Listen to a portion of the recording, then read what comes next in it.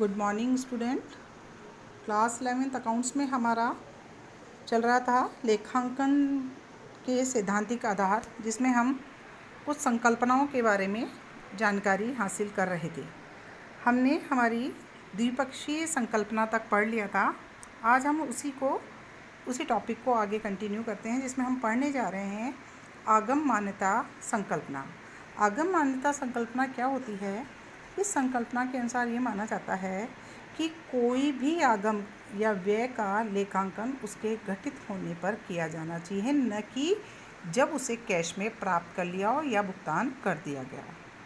अब आता है कि आगम को आगम माने कब? तो आगम का तात्पर्य होता है कि जब हमने किसी भी सेवा या वस्तु की बिक्री हो जाती है या कर दी जाती है, तो ज़रूरी नहीं है चाहे उससे रोकड़ प्राप्त हुई या ना हुई हो, हमने बिक्री कर दी तो हम उसे क्या मान लेंगे? हमारी आगम मान लेंगे। इसी तरह दूसरी तरफ जब हम किसी भी संसाधन से या दूसरे लोगों से उसके बदले उपयोग की प्राप्तियां जैसे ब्याज, रॉयल्टी, लाभांश आदि प्राप्त करते हैं, तो ये तभी माना जाते हैं जब ये व्यवसाय के ऊपर अधिसंबद्ध अधिकार प्राप्त हो गए हों। अर्थात क्या है कि जब वस्तु का विक्रय हो गया हो या सेवाएं प्रदान कर दी गई हो, तभी उसे आगम मान लिया जाता है। फॉर एग्जाम्पल के लिए, जैसे कि मान लीजिए हमने कोई वस्तु है उसे हमने बेचा उधार, तो हम और पैसा हमें आने वाले समय में मिलेगा, लेकिन जैसे ही हम उधार बिक्री करेंगे तो हम ये इंतज़ार नहीं करेंगे कि पैसा कब मिलेगा, हम उस तिथि पर ही उसको क्या मान लेंगे? अपनी आगम मान लेंगे। और इसी प्रकार जैसे किराया, कमीशन, ब्याज आदि है, जिस वर्ष का वो है, चाहे उसे हम अगले वर्ष के पहले माह में दे रहे हैं।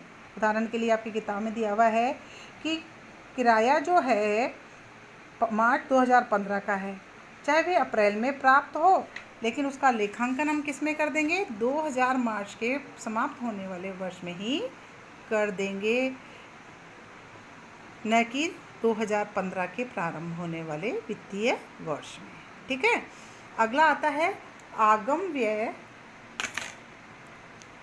मिलान संकल्पना। आगम व्यय मिलान संकल्पना, इसका मतलब होता है कि कोई भी लाभ व्यवसाय में अर्जित किया है या हानियां उठानी पड़ी है, हमें उस अंतराल विशेष में आगमों से, यानी जो हमारी इनकम्स हुई हैं उनमें से उस वर्ष के जितने भी व्यय हुए हैं उसे हमें क्या कर देना चाहिए? घटा देना चाहिए। यानी मिलान की अवधारणा या आगम व्यय मिलान अवधारणा ये कहती है कि एक हिसाबी वर्ष में जितने भी व्ययों का मिलान है, उस वर्ष की होने वाली जितनी भी आय है उससे होना चाहिए। वास्तविक लाभ की गणना करते समय व्यय और आगम समान लेखा अवधि के होने चाहिए, क्योंकि खाते उपार्जन के आधार पर ही तैयार किए जाते हैं। इसीलिए एक लेखांकन अवधि में होने वाले व्यय उस अवधि में होने वाले आगम से मिलान पर आधारित होने ही चाहिए। ठीक है। अगली जो विचारधारा आती है वो आती है हमारी पूर्ण प्रकटीकरण की विचारधारा। पूर्ण प्रकटीकरण की विचारधारा ये कहती है कि हमारे जितने भी वित्तीय विवरण हैं उनको पूर्ण और पर्याप्त रूप से उचित सूचनाओं का स्पष्टीकरण या प्रकटीकरण यानी शो करना कर देना चाहिए, क्योंकि लेखांकन सेवा के जितने भी उपयोगकर्ता होते हैं, जैसे निवेशक है, ऋणदाता हैं, हमारे क्रेडिटर्स हैं, रिसर्च करने वाले हैं, गवर्नमेंट हैं या कोई प्रतिनिधि हैं, क्योंकि ये सब उनके लिए महत्वपूर्ण होता है। तो इस विचारधारा के अनुसार संचालन और वित्तीय क्षमताओं से संबंधित जितनी भी सूचनाएं वित्तीय विवरणों से होती है उनको हमें अपने वित्तीय विवरण में दिखानी चाहिए। उनकी टिप्पणियाँ यानी वर्किंग नोट्स उसके अंदर उल्लेखित होने चाहिए। इस प्रकार करने से उपयोगकर्ता के उद्देश्यों के अनुरूप वित्तीय विवरण का विश्लेषण और व्याख्या आसानी से वे कर पाते हैं। इसके बाद में हमारी आती है समरूपता की विचारधारा। समरूपता की विचारधारा के बारे में हम बोलेंगे। समरूपता की विचारधारा का मतलब होता है कि किसी भी व्यवसाय द्वारा अपने वित्तीय विवरणों में निहित सूचनाओं का प्रयोग परिणाम तक पहुंचने के लिए तभी यूज़फुल हो सकता है जबकि उसकी क्या की जा सकती हो, आपस में तुलना की जा सकती हो। तुलना का मतलब होता है कि अगर हम पिछले वर्ष जिस तरीके से अपना खाता बनाया करते थे, जिस तरीके से हमारे प्रोविजंस हम रेडी किया करते थे, अगर इस वर्ष भी हम उसी तरीके से काम लेंगे तो एक दूसरे का कंपैरिजन हम कर सकते हैं। साथ ही साथ जिस बिज़नेस में हमें उस तरह के और भी अदर बिज़नेस होते हैं, अन्य व्यवसाय, तो आपको अगर कंपैरिजन करना है तो कंपैरिजन जब कब होगा, जब आप दोनों समान प्रकार की टेक्निक को यूज़ कर रहे हैं अपने वित्तीय विवरणों को बनाने में। अगर अलग अलग बनाएंगे तो क्या होगा, तुलना करना बड़ा मुश्किल हो जाएगा। कहते हैं ना, दोनों के आधार समान हो तभी हम उसके तुलना एक दूसरे से कर सकते हैं। इसलिए उनमें प्रयोग में ली जाने वाली नीतियों और आभासों में लंबे समय तक एक समानता, समरूपता पाई जाना जरूरी है। ठीक है, नेक्स्ट जो हमारा आता है जिसको हम बोलते हैं रूढ़िवादी परंपरा, रूढ़िवादी सिद्धांत, संकल्पना या सतर्कता का सिद्धांत भी इसको बोलते हैं। इस सिद्धांत में जितनी भी भविष्य में होने वाली संभावित हानियां होती हैं, प्रबंधकों को से पहले से ही प्रावधान बना लेना चाहिए, परंतु संभावित लाभ का लेखा कभी पुस्तकों में तब तक नहीं करना चाहिए जब तक कि उसकी प्राप्ति नहीं हो जाती है। सिद्धांत कहता है कि आय की गणना करते समय प्रबंधकों को सचेत रहना चाहिए, क्योंकि अधिक लाभ होगा तो इसका अर्थ है कि आपको अपने स्वामियों को अधिक डिविडेंड देना पड़ेगा और इससे हमारी अंश पूंजी में क्या आ सकती है, कमी आ सकती है। लेकिन भविष्य में होने वाली हानियों के लिए प्रिपेयर रहना चाहिए, पहले से प्रोविज़न कर लेना चाहिए।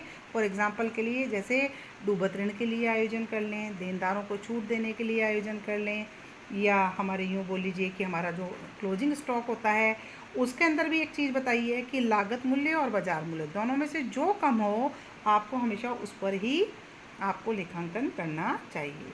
तो इस तरीके से हम रूढ़िवादी संकल्पना को समझ सकते हैं। फिर आता है हमारा सारता का सिद्धांत। सारता की संकल्पना जो होती है उसको हम दूसरे शब्दों में बोलें कि सारता का सिद्धांत ये कहता है कि हमें हमेशा उन्हीं चीज़ों पर गौर करना चाहिए या प्रस्तुत करना चाहिए जो हमारे लिए इम्पॉर्टेंट है। ठीक है, अगर प्रस्तुतिकरण में आय के निर्धारण में अगर वो सूचनाएं महत्वपूर्ण नहीं हैं तो उसका लेखा करने में अपने प्रयासों का व्यर्थ नहीं करना चाहिए। ठीक है, फिर आता है वस्तुनिष्ठता की संकल्पना। उस संकल्पना के अनुसार क्या होता है कि लेखांकन के लेन देनों का निरपेक्ष ढंग से लेखा होना चाहिए तथा जो हमारा अकाउंटेंट है उसके व्यक्तिगत पक्षपात से ये क्या होने चाहिए, स्वतंत्र होने चाहिए। ये कब संभव होते हैं, जब हम प्रत्येक लेन देन लिखित प्रमाणकों हमारे जो मूल दस्तावेज होते हैं उन द्वारा प्रमाणित हो। और फॉर एग्जांपल कि मान लीजिए हम नगद माल खरीदते हैं, तो नगद माल खरीदेंगे तो हमारे पास क्या होना चाहिए, कैश मेमो होना चाहिए, उसका बिल होना चाहिए। इसी प्रकार जब उधार माल बेचते हैं या उधार माल की स्थिति है तो हमारे पास बीजक होने ज़रूरी है, क्योंकि बीजक और कैश मेमो हमारे किए गए लेन देन को क्या करते हैं, प्रमाणित करते हैं। इस तरह अगर कोई मशीन खरीदी जाती है तब मशीन का बिल जो होता है, भुगतान की रसीद है, ये सब क्या है, हमारे लिए लिखित प्रमाण होते हैं जो आपके लेन देन को क्या करते हैं, सर्टिफाइड करते हैं। इस प्रकार आपको जो भी लेखा करना है वे किसी के पक्षपात या से नहीं बल्कि लिखित दस्तावेज़ों और प्रमाणकों द्वारा सत्यापित किए जाने पर ही किए जाने चाहिए। तो ये संकल्पनाएं जो मैंने आज आपको बताई हैं ये मैंने आपको शॉर्ट में बताई है, इतना ही सफिशिएंट है। आपको कुछ थ्योरी पढ़नी पड़ेगी थोड़ी बहुत। अब हम जो इसकी लेसन में एक और पार्ट है वो है लेखांकन का आधार, उसको हम डिस्कस करने जा रहे हैं। लेखांकन का आधार जो है मुख्यतः दो प्रकार से किया जाता है, एक तो नगद आधार, एक होता है उपार्जन आधार, जिसको मैंने अभी पहले भी समझाया है।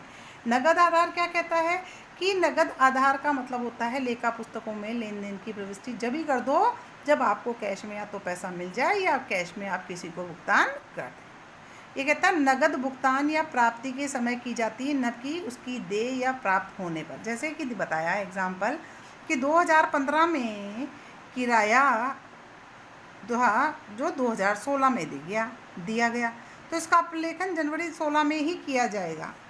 इस प्रकार जिस वस्तु की विक्रय जनवरी 16 में हुआ है, उसका विक्रय मूल्य हमें अप्रैल 2016 में हुआ, तो ये कहते हैं कि उसका लेखांकन इस अवधारणा के अनुसार, इस आधार पर 2016 में होना चाहिए। लेकिन ये प्रणाली क्या करती है, हमारा जो सिद्धांत था आगम और व्यय मिलान अवधारणा, उसको पूरी तरह से क्या करती है, खरी नहीं उतरती, उस पर मेल नहीं करती है। वो ये कहता है कि जिस लेखा अवधि के अंदर जितने आय हुई है, जितने व्यय है, उसका उसके आय से मिलान होना चाहिए।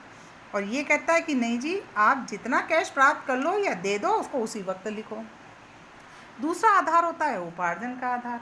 दूसरा आधार कहता है कि आगम और लागतों को लेन देन के समय ही लिखा जाना चाहिए, न कि उसके वास्तविक प्राप्ति या भुगतान के समय।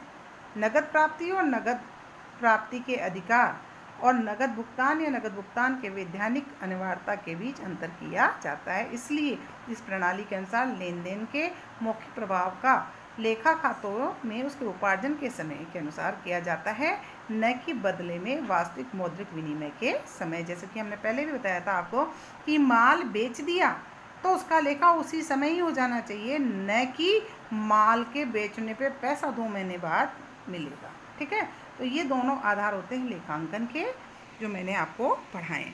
तो इस पार्ट से संबंधित जितनी भी संकल्पनाएं थी इस लेसन में जो थी हमारी, वो सारे लेखांकन की संकल्पनाएं हमने डिस्कस की है। इस प्रकार से हमारा ये सेकंड चैप्टर जो थ्योरी बेस्ड है पूरा, सारी संकल्पनाएं जैसे हमारे लिए इम्पॉर्टेंट, मैं एक बार और बता देती हूँ।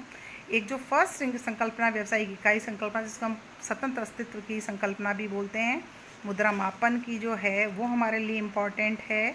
इसके अलावा हमारे लेखांकन अवधि की एक द्विपक्षीय अवधारणा, एक आगम व्यय मिलान अवधारणा, ये 4-5 हमारी जो संकल्पनाएं हैं जो हमारे इम्पॉर्टेंट है और हमें याद रखनी चाहिए। एग्ज़ाम में प्रश्न में भी यही आता है कि कोई 4 संकल्पनाएं बताइए जो कि महत्वपूर्ण होती है लेखांकन के लिए। तो आप सभी को अपनी किताब की जो लेसन है उसकी सहायता और मेरे समझाए गए आधार पर आपको प्रश्न बनाना है। लेखांकन की संकल्पनाएं एनी 5 इम्पॉर्टेंट हो वो आप मुझे लिख के दिखाएंगे, और लेखांकन के आधार क्या है, दूसरा प्रश्न ये बनाकर भी मुझे लिखकर दिखाएंगे। साथ ही साथ इस पार्ट में एक लेखांकन मानक से संबंधित भी जानकारी दी गई है।